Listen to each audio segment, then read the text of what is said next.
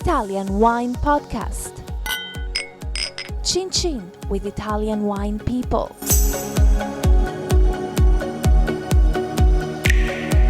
Hello, this is the Italian Wine Podcast with me, Monty Waldin. My guest today is Roberto Di Filippo from the Di Filippo Winery in Canada in Umbria in central Italy. Welcome, Roberto. Oh, thank you. I'm extraordinarily excited to have you here today. Me too. And hopefully during the interview we'll find out why I am so excited. So just give me a little bit of family history. You run the winery with your sister? Yeah, it's me and my sister, and my family started almost 50 years ago. Yeah, it's me and my sister started later, and the name is Elena. Elena is my wife. Yeah. Emma is my sister, sorry. And anyway, we started in the 70s, and early 70s, planting the first vineyard, and I started to work into the winery in the 86. So that was your father, your parents? Was it your dad or your mum who started the winery? Yeah. What was your dad called? Italo. Italo. Yeah, Okay. Italo, my mama, and Pina, Giuseppe Pina. Giuseppina, okay. And when did you take over with your sister? I started working in 86, and we started the society, me and my sister, in the 2002. So obviously you are an organic winery, and we're going to come on to how you actually work today. Was Italo, your father, was he organic or was he conventional? No, he was conventional. I decided to start in the 1994, so a few years after I started to run into the winery. Why did you go organic then?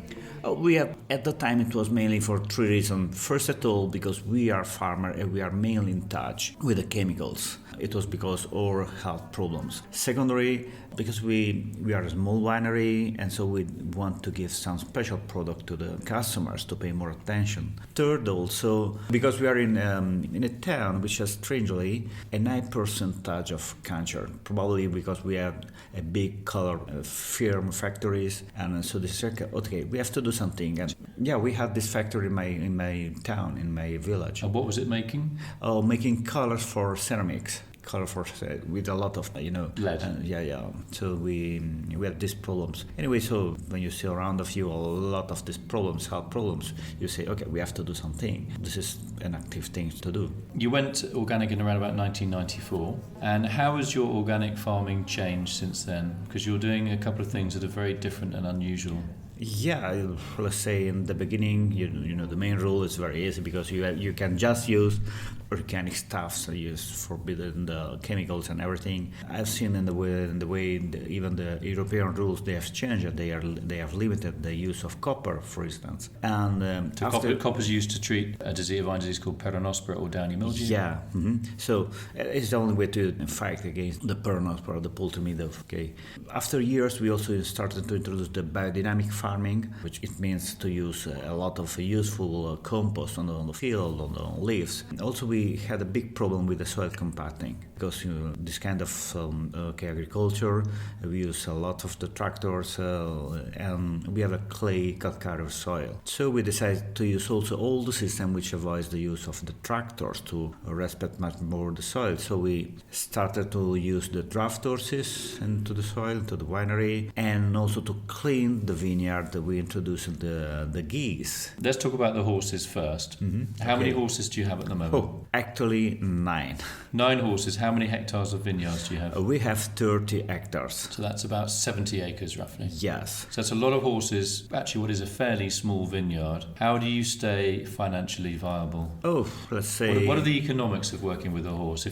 Listen, I'm Roberto, I think you're totally crazy. Yeah. Why don't you go back to using a tractor for everything? What are the economics? Let's say you're not the only one thinking that we are crazy. Normally we are the freaky guys in this area running organically 24 years ago, and nowadays with the horses. Anyway, let's say to work with the horses gives not just benefit on the soil. You can also save money if you calculate everything. Just for instance, when you clean the vineyards with a plow, I've calculated to pay roughly 200 euro by the tractor and about less than 150 with the horses. So how does when you're saying with a tractor, the calculation that you're making is the fuel? Yes. And then the maintenance of the tractor throughout the year, so oil changes, tires. Even the people driving, the drivers also. I've calculated also the driver. So simply I have everything on my annual report. So I've calculated the cost per hour. So for the to be fair, so for the cost for the horses, you're calculating the food that they need. Yes. The labour by looking after them, cleaning out the stables. Yes, to clean the stables. Insurance. Yes. Veterinary things. Insurance. New shoes. They have to be have new shoes every 2 so months. Every 2 months we have to change it. We have to show the horses. Yes. So and you're saying that it's still cheaper to work with a horse than it is with a tractor. A nice, comfortable tractor with a CD player in it, air conditioning. Yeah, this is what I suppose. Okay, you can save money. By the way, let's say with the tractor, you switch off the tractor and you can have a glass of wine or beer with your friends, and with the horse, you have to take care about the horse the whole year. So you do that just if you're passionate about this kind of work. So I don't believe that we will have a lot of follower with the draft horses as we had with the organic farming 24 years ago. It's a good challenge and it works. It's a kind of provocation just to say sometimes the technology and the tractors are not so convenient as we... But in terms of your bottom line, in terms of your economics, as far as you're concerned, and also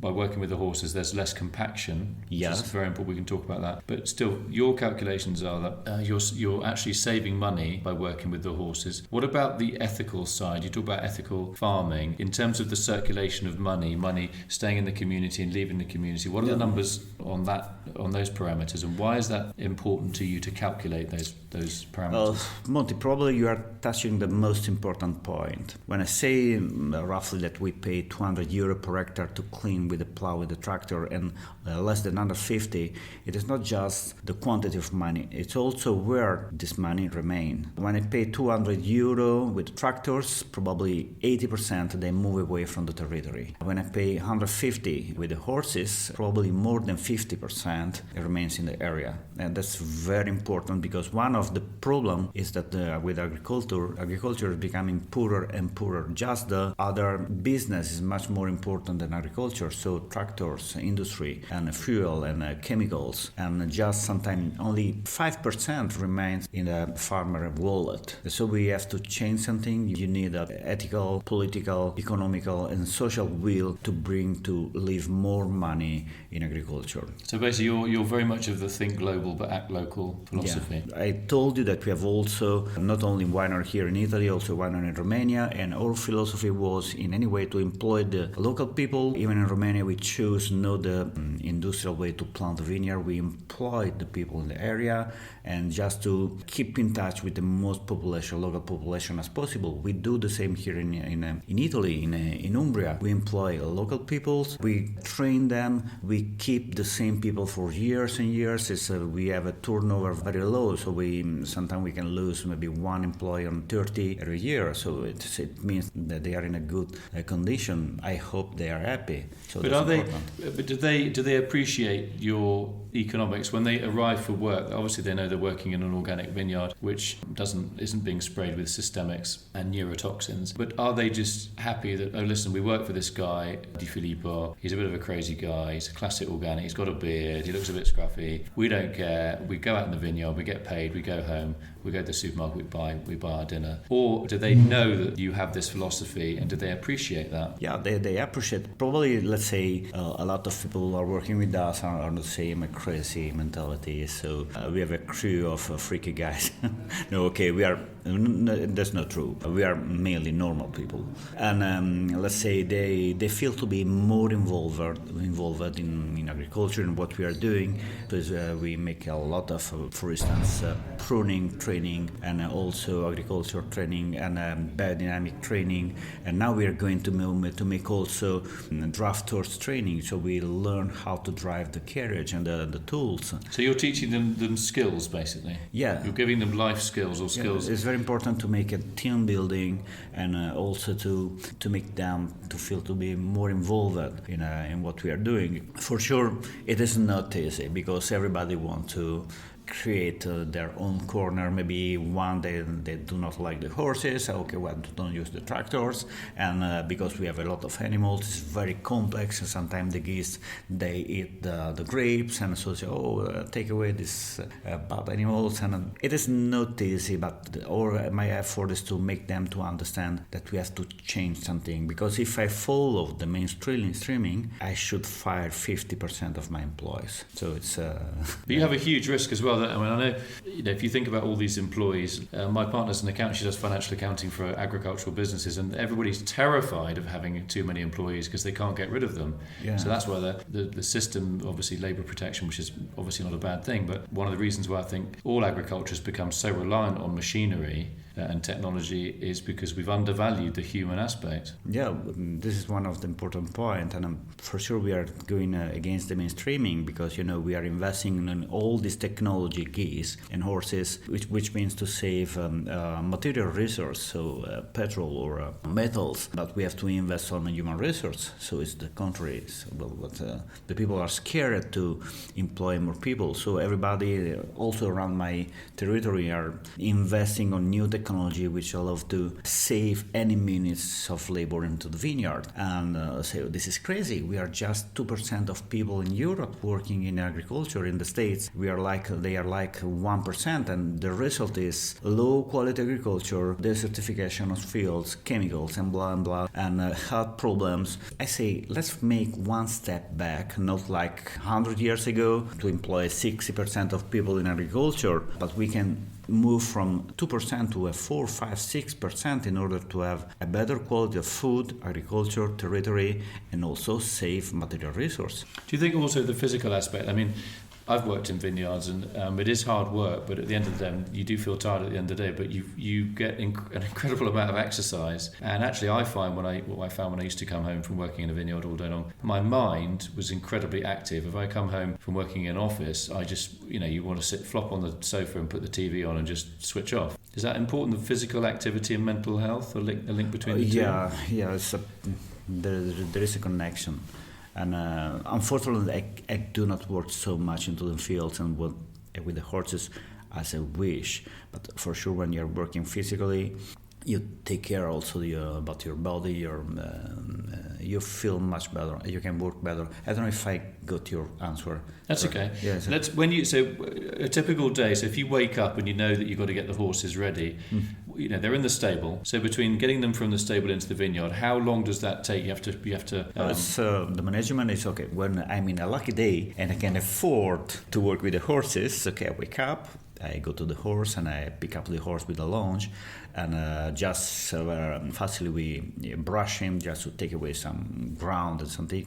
We dress it, and then we take about 15-20 minutes by sulky, because we have the sulky plow, to some time to go into the vineyard. Some other time when it is close to the vineyard, it takes only 5 minutes, and then we work about 2 hours, 2.5 hours. This is the schedule in the morning, and 1.5, 2 hours in the afternoon. So they work a maximum of 4 or 5 hours a day? Yeah, depending on the kind of work. So you can see the horses when they are tired, and then you stop, because when they are really tired, they are not so able to go straight ahead. So they start to go to swing. So some people would say, a horse would be just happy staying in its stable, turning on the DVD, the TV, having a bit of hay to eat, and without going out and doing all this work stuff in the vineyard with you. No. They prefer to move. When they are in the stable for weeks and weeks, you can see they are nervous, they need to move, and they appreciate to work with us, because we do not ask them too much. Okay, we know when to stop. So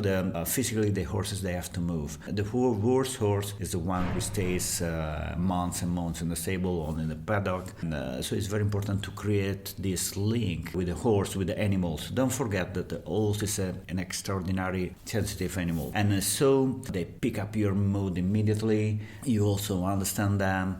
You have to be, when you are working with the horses, you have to be in a good mental and physical condition, because they immediately understand if you are in a bad condition, okay, simply with your body language, with your aspect and with your movements. And so they are a kind of mirror. It is not a mirror, it is not like a tractor. You have the mirrors in the tractor, but in another way. And so it's very important it changes completely your mentality, your life. And I try to move the other guys working with the tractors in my winery.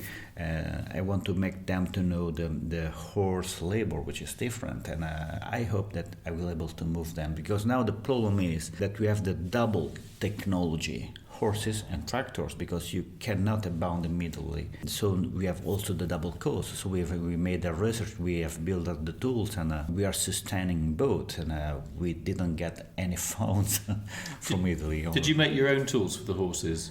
Yes, we did. I'm a winemaker, enologist, but few of the people, they believe it because I'm able to also to weld, to make the tools and to project, and we have made the prototypes, and now we are working with a professional artisanal laboratory just to build professional tools. And but we had our ideas. I traveled a lot also in the States. I was in touch with the Hamish peoples and also with the French people in France. They have a wonderful tools for the horses and for the vineyards, probably the best. So you're saying that going to see the Amish in America, because they work with horses, about 200,000 Amish I think in America, so they have still these tools that are tried and tested, the design of them for ploughing the soil. It's not just one plough, you have several different ploughs for different jobs. Yeah. So you're saying that they are sort of quite avant-garde, they're quite ahead in terms of their technology, their plough technology. They have a wonderful technology. I've seen some amazing tools. They do not have tools for vineyards. I haven't seen, because they have not vineyards. They do not drink alcohol. They say that, but some of them they drink. Anyway, I've seen some wonderful plows, hybrids with a hydraulic system to lift, and it was completely made by the Hamish. And they have also a big advantage because they produce not few units like in France or Italy, but they produce hundreds, so they have a lower cost, and probably you pay 1/3 or a quarter than Italy or France for a tool to go with a horse. Yes, absolutely. Tell me about the geese. You mentioned geese and permaculture, so explain, why would you have geese in your vineyard? How did that all come about? The history is it is nice because all these projects was born almost 10 years ago, 8, 9, talking with a friend of mine. He's a researcher, Adolfo Rosati. Now he's researching a lot in agroforestry. So chatting, we were thinking about all the system to do not compound the soil. So to plow into the vineyard, we are using to till the vineyards. We are working with the horses, and then he told me, to keep clean with the weed. Take a look on the internet and look for weeding with geese. You can find a lot of things about the American peoples cleaning the cotton crops with the geese, or in Japan and China they use the ducks to clean the rice crops. And I started to study also how many geese you have to keep on the vineyards, which is about 40 per acres, and 40 per acre. Yes, that's 100 per hectare. Yes. It is very interesting because in the beginning was just to keep clean. After that, I discovered, and also Adolfo, we discovered the agroforestry, which is an old term born in the 70s, which means to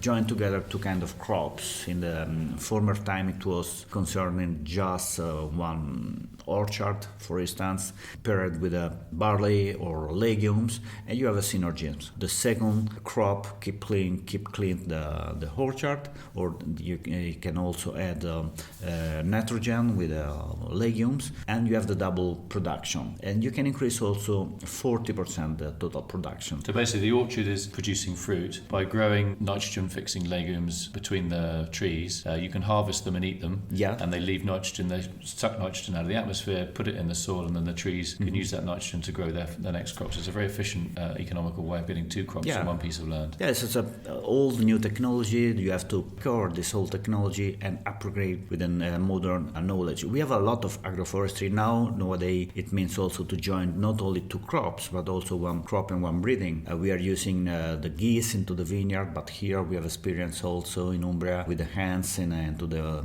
olive trees, olive plants. So what are the geese doing? Are they just running around, or are they actually doing any work? They are the best employees. No payments, no unions. No unions, no pension plan. No, nothing against the unions, but okay. And they clean, they eat the grass, they fertilize, and we have the double production. We increase a lot the quality of the soil because we have much more than microorganisms, and it's very important. Yeah, it's very important. So how many geese per hectare? We have roughly 100 geese. So that's about 40 per acre. Yeah, that's right. This is the portion of animal per hectare per surface you can afford. If you have too much animals, then you have also damages on the vineyards. They start eating the leaves and the grapes. Yeah, they can. Yeah, no, then you can keep them away in certain periods when you have the new sprouts. The young shoots sprouting. You have to keep them away, and then also when you have the grapes and during the maturation, and it means in August you have to move away. And so there is also technology. It's a way to keep clean the vineyards instead of to use the chemicals, disturb or machineries. Weakeners. And we can say we are moving also from the mechanical and chemical agriculture to the knowledge agriculture. You can keep clean with the geese or also with the hands. Simply you have to know how to manage it. Also with the chemicals there is a knowledge, but the knowledge is owned just the few industry which produces the chemical molecules to clean it. So they have the patent of, and they know how the rest of the chemical formula is formulated. Yeah. So they have you're saying they have the knowledge, a small group of people out, whereas in your type of farming, anybody that works in your vineyard will have the knowledge of, or should gain the knowledge of how to work with the geese, how to work with the horses, how to look after them. They have to coordinate each other, and they have to understand and also be patient, because when you have the geese and you have to enter with the tractor to spray the treatments, the geese manager have to move away in the day for a couple of days the geese, so they have to communicate. So it's a kind of complex interaction between the animals and the people taking care about the horses and the animals. Also the guys using the tractors, they have to use only few rows, only one row, any two, because when you compact the soil with the tractor, it's very difficult, it's very hard to work with the horses. So the main rule, where do you enter with the horses, it is not allowed to enter with the tractor. So how do you do that? So if you have, say you have 9 rows of vineyard, how many rows will only ever get the tractor and how many rows will only ever get the horses? It's 3 for the tractors and 6 for the horses. So they always stay the same. So there's always,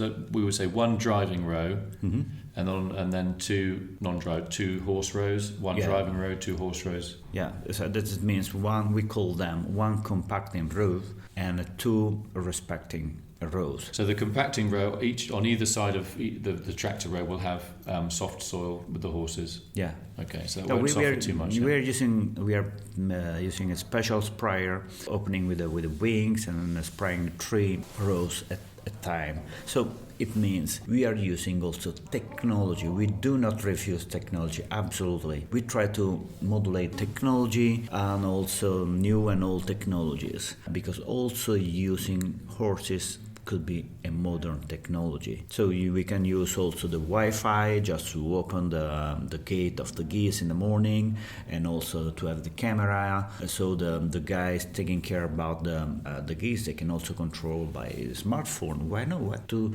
refuse this kind of technology? They can save a mileage with their car instead of to move every moment with the car into the stable of the geese. So we are simply to record this. Sometimes it's very cheap technology throughout the daily life. To minimize environmental impacts. Yeah. So basically, you're combining the best of modern technology in terms of saving time and saving fuel and not burning energy, and trying to keep as much money in the local community as possible. Yeah, this is the target, and I told you this is absolutely against the mainstreaming, because I make also a provocation. I say maybe I'm a farmer, I'm stupid, I do not understand why you're trying to save labor, and we are investing more and more in the material resource, and we are 7 billions, only 1 billion is working, and maybe we have 2 or 3 billions of unemployed people on the planet at the moment. Yeah, on the planet, and we are making wars for the petrol, for the metals and everything. So it means maybe we have to make this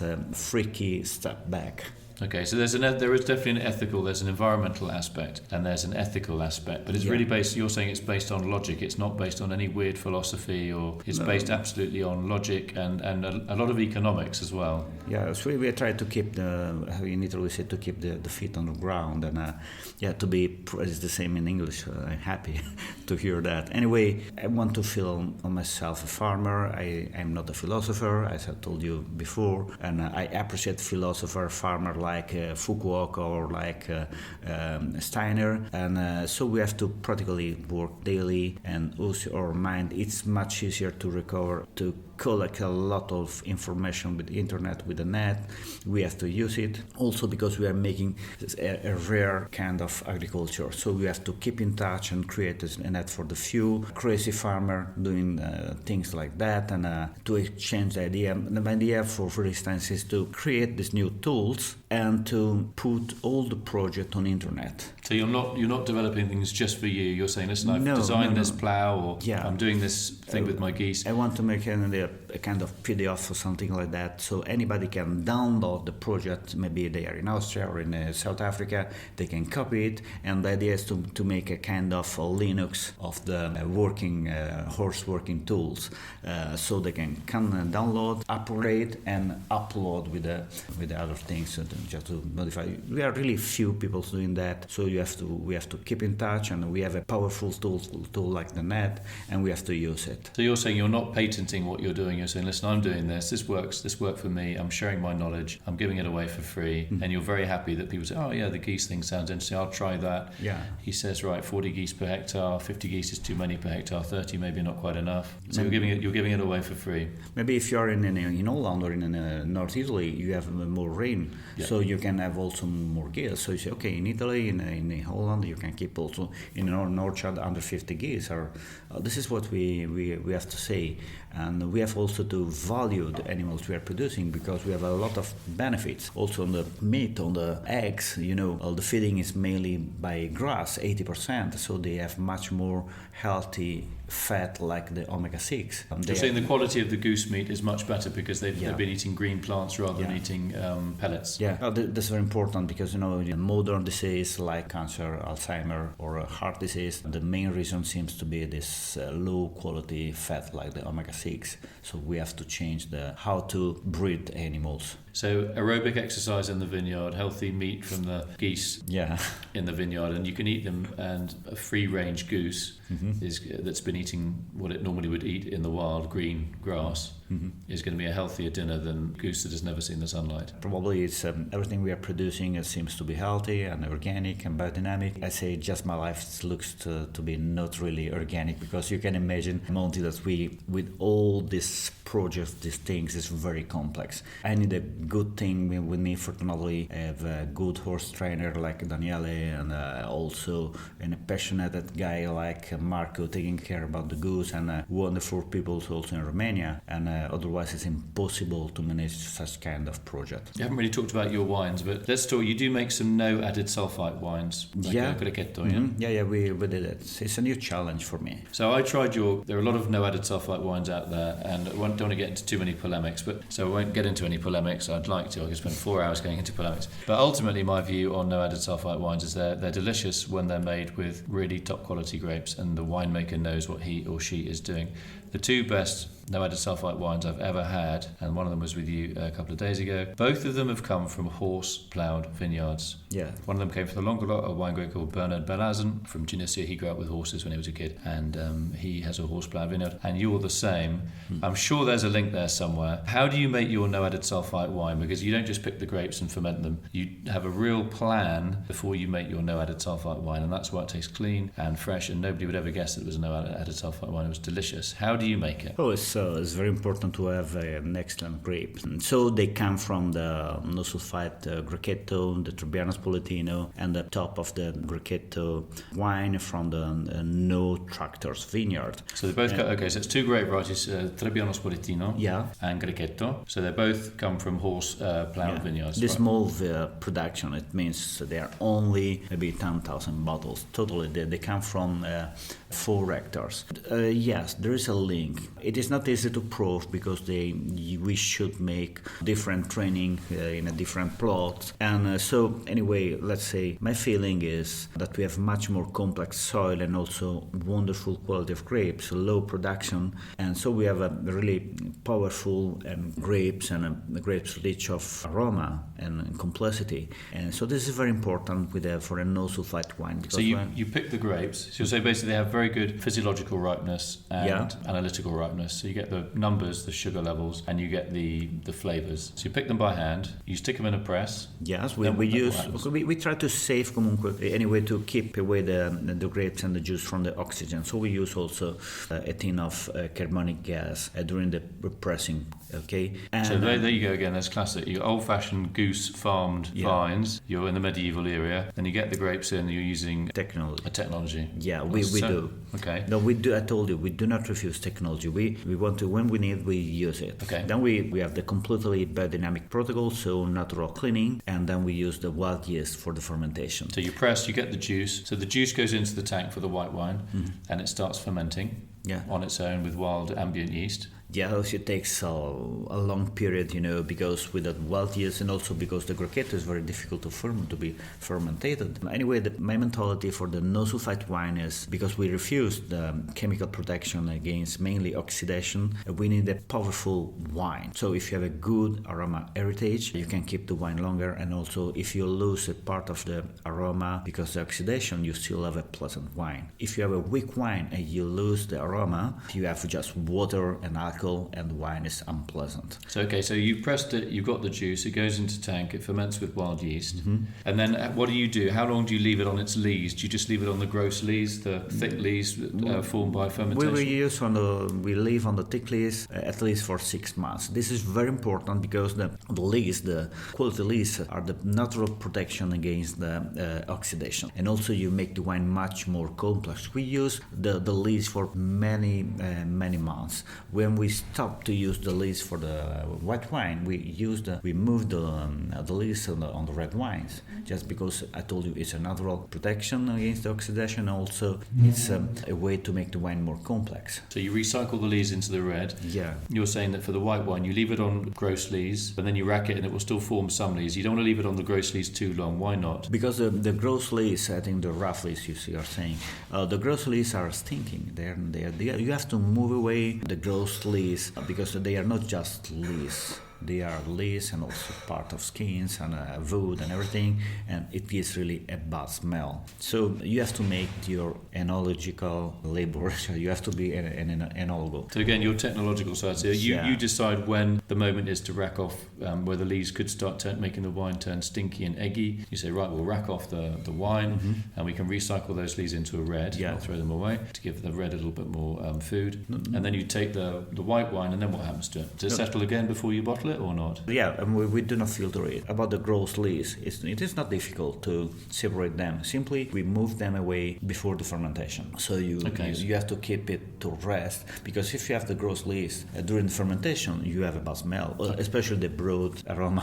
Okay, let's do that again. So basically, you press, you put the juice in a tank, you let it settle, then what happens? For normally it's 1 or 2 days. Okay. And for the no sulfite wine, because we want to use only the biodynamic protocol, we let them to settle down. With the other Grechetto, we use the flotation system, which is also technology, but in a small quantity, means to keep away also the oxygen from the juice. So it's also a natural way to keep away the wine from the oxygen instead of to use the sulphites. So it's a way to, depending on the wine, to use different technologies. But at the end, I'm a winemaker. I'm 30 years experience as winemakers, and it should be my main job. Okay, so for the no added sulfite wine, you press the Grechetto, for example. You get the juice into a tank. Okay. You let it settle for a couple of days. Yeah. And then you rack it off the gross lees. The thick sludge. Why do you rack it off the gross lees, the thick sludge? Because the gross lees, they have often a bad smell, sulfur and also broad, and so you have to move it away. Especially you have to move it away before the fermentation. Okay, so you ferment with fairly clean juice, a little bit turbid, but not thickly turbid. Not really perfectly clean. Yeah. It will be, especially the Grechetto, which is very tough to clean. It is not a problem if it is a bit cloudy. Okay. A bit cloudy. Cloudy. Yeah. So then you ferment that in another tank. Yes. And how do you? So after fermentation, obviously there's still carbonic gas around. Are you using that to protect the wine naturally, so that you don't have to add sulfites? No, we keep the wine for some months. We move the lees every week. So you keep clean. So it's very important. You keep making sure the wine is still fairly clean. It's not getting too turbid and stinky. Okay. And then we also keep under the nitrogen for some months. It helps. So technology again, so a mix of Yeah. technology and common sense. It helps. And then you bottle it. Yeah, even because you need it on the Grechetto, because the Grechetto is very tough. You have easy oxidation because, the Grechetto has a lot of catechins, and the catechins, they have an easy oxidation, and also you can have bitter tests after testing, and also bitter aroma. So it's very important to keep away the Grechetto from the oxidation. It's very important also to have a soft pressing, because if you press too much, then you extract too much color and too much catechins, and also a lot of bitterness and bad smell. Okay, so anybody that's listening to this, you have to trust me on this. If you want to have an absolutely textbook example of how to make a white wine with no added sulphites, it's absolutely delicious. It's got texture, it's savoury, it's intense, it's balanced, it's got varietal typicity, it's got terroir typicity, and it's very, very clean and clear, and with an incredibly vibrant mouthfeel. You have to try this wine, trust me. This is a model of how to make no added sulphite wines, which taste absolutely fantastic, that do not taste like horse stables or goose droppings or whatever. Trust me on this, you just have to believe me, okay? Yeah. I'm now working as his PR agent. It was just signed a really very important contract. The only Several problem zeros we produce just 3,000 bottles of Grechetto. That's okay, 3,000 will be enough. Few friends. Any sommeliers who have big responsibilities in top restaurants, your job is in a restaurant. The chef has to know what he's doing in terms of science, in terms of public health, because you can't get away with bad cooking in a restaurant and poison people. Not saying you can do that with wine. Trust me on this. This is an absolute example of how to do it properly. So, are you optimistic about the future? When I meet people like you, you inspire because you are blending the advantages of modern technology, and there are labour-saving advantages, energy-saving advantages with technology. Plus, you're working with animals, and I think that has an incredible impact, a beneficial impact on mental health, human mental health, by working with animals. So there's that aspect. You're adding to biodiversity, you're adding to your rural community by your investment in people, trying to recycle money locally, think global, act local. You're ticking all the boxes. What else could you do? What else do you think you could do? Is there any other ideas you got in your head, Roberto, where you think, I'm doing this with the animals, no ploughing, organic, biodynamic. What else? What would be your next step? Is there anything that you're missing? We are doing a lot. What we have to do also, we have to communicate it. Also because I think there are a lot of people, the majority of the peoples are looking for that. I'm also optimist on the peoples, and especially on the young peoples. When you train them, and when you show how we are working, they catch immediately the sense, and they change their mentality. So I trust a lot, especially on the young people, on their passions. I say they have a lot of energy. When they put all their passion, I steal in some way their positive energies. So it is very important to work with a school and schools and university. So we host often university, not only from Italy, also from all around the world. We have universities from Holland, from United States, I guess from UK in the next times. For me, it means also to pay something, to spend my time with the students, but we have to do that because this is the future. Otherwise, if you do not see it as farmers on the young peoples, we cannot harvest positive things in the next years. So communication and letting people know what you're doing is very important. So that I agree with you about this being the future. Yeah. And I think it seems old-fashioned, but it's not. There's a logic behind it, and you're blending the best of modern technology with traditional practices that make sense for environment and for also our personal environment, our mental health and our physical health. Thanks very much indeed, Roberto, for coming in and telling us about the Di Filippo Winery in Umbria. Anybody that's into organic, biodynamic, natural wine, no added sulphite wine, anybody that likes geese or horses, this is your destination of choice, or should be. That's the Italian Wine Podcast. Thanks for listening. Thank you. Follow Italian Wine Podcast on Facebook and Instagram.